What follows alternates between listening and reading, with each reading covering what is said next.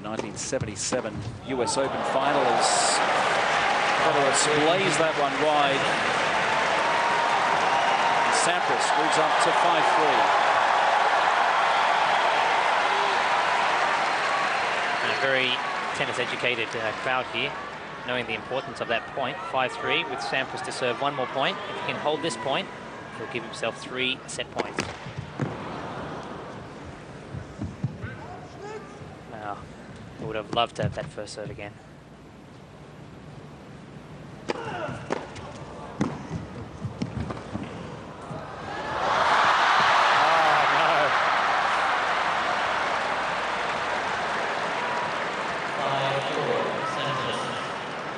This is where these guys are really going to go for broke. It's all up for grabs here. Sampras giving it his all, and that is a shot that he would not have missed 4 years ago.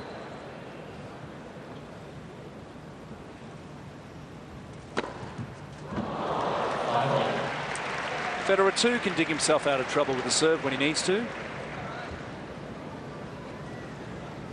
What a big difference that point was at 5-3. It could have been 6-3, and now we're back at 5-all.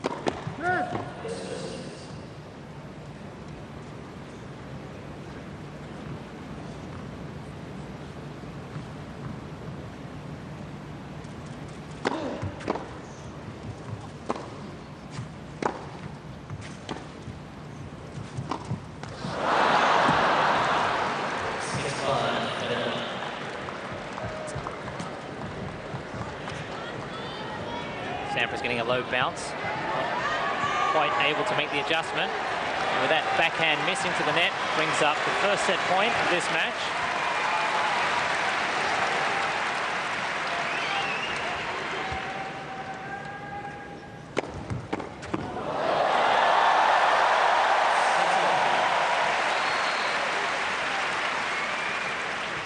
And with another 6 points elapsing, players once again changing ends without break. I didn't finish that story before, Stephen. The 1977 US Open. They were playing a tie-break on clay. It was the only year the US Open was played on clay. And one of the ball boys had to run up to the chair umpire and remind him that the two players in this final had to change ends. So even the best of them forget. Did that ball boy become one of the top tennis players in the world? No, but I was just wondering whatever happened to that ball boy. Smart guy.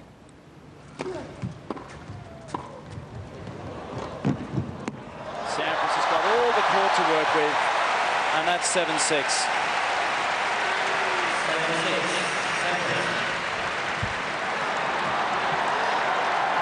Back on the action replay. Good inside-out volley, getting Federer wide. Federer's really good at this flip cross-court backhand pass, but on that occasion, just a little too high.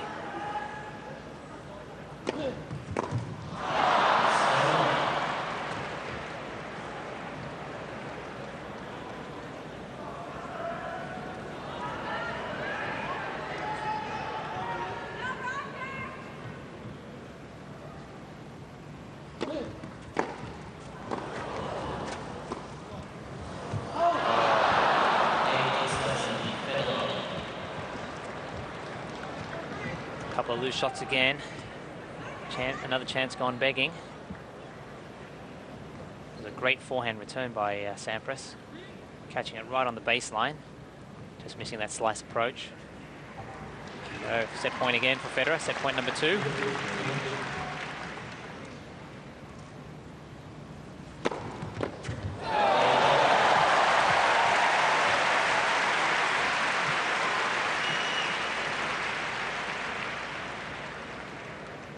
Well, it looks like we could be in for a long afternoon, which is exactly what the crowd wants.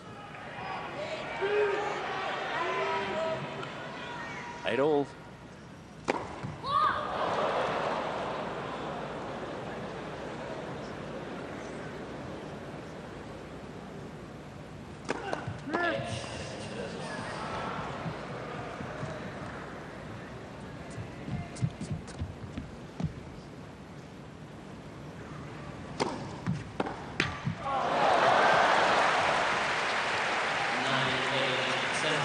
Trying to go over the high part of the net down the line. Just clipping the tape. Serve is back with Roger Federer, though.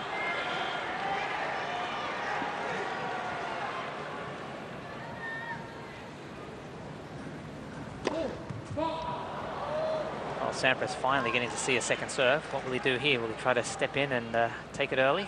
Well, he has been stepping in, and there he goes. He's in there. That's a fantastic return by Sampras. And finally, the former world number one, the 14-time Grand Slam champion, takes a set from Federer. And take a match in this three-match exhibition tour of Asia. Hope you're enjoying this very special event from Macao, China. When Sampras stopped, pretty much Federer started up and has gone from good to great. And unfortunately, we will never really know if these two players had been on the tour at their prime at the same time, who would have come out on top on the majority of occasions. The rivalry back in Sampras' day, of course, was with Andre Agassi. Agassi didn't win as many Grand Slam tournaments as Sampras, but he did do something Sampras didn't do, which was win. In fact, he is Andre Agassi, the only player to have won all four Grand Slams on 4 completely different surfaces. Rod Laver did it, of course, but back when Laver did the Grand Slam, the US, Wimbledon, and the Australian Open were all played on grass, with just the French Open being a different surface. So you can go through the history books and match this player against that player for various reasons, but all great in their own right. Federer leading 40-15. What beautiful touch from Federer.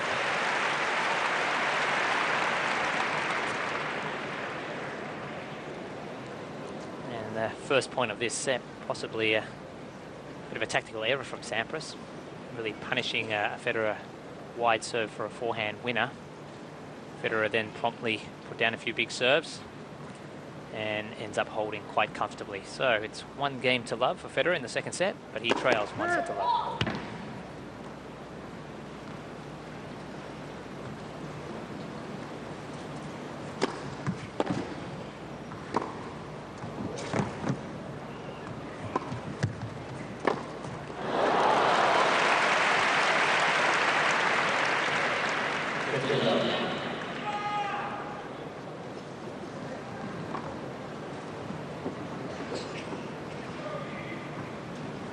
The surface these two players are on is very similar to what you'd find on a...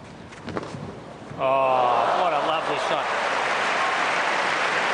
And with such relative ease. Yeah, talking about the results of the past 3 matches these guys have played. Obviously, this is the first set that Sampras has taken off Federer, and albeit in a tie-break, it is a win. And I think it would be fair to say it's a combination of Sampras just getting a little bit more match practice throughout the matches, and the court surface itself, because when they were in Kuala Lumpur and Seoul, they played on tennis courts which were existing tennis courts, and as a general rule, people lay courts down at a reasonable speed to suit both fast and slow court players, not to give anyone too much of an advantage. But this one, we're in an indoor stadium and it's a multi-purpose venue, so this court is purposefully laid down for these guys, and we talked to the guys who laid it down earlier in the match, and they did mention that they had found a quicker one for both of them, which is obviously to Sampras' advantage.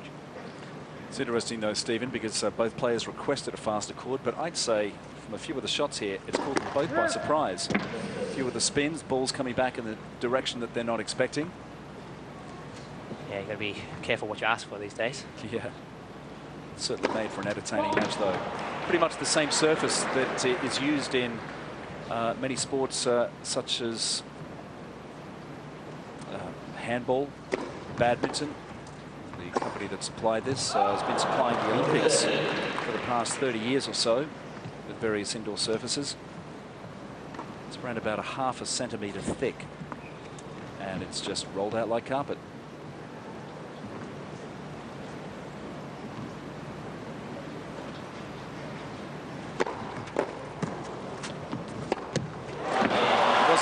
sets that up.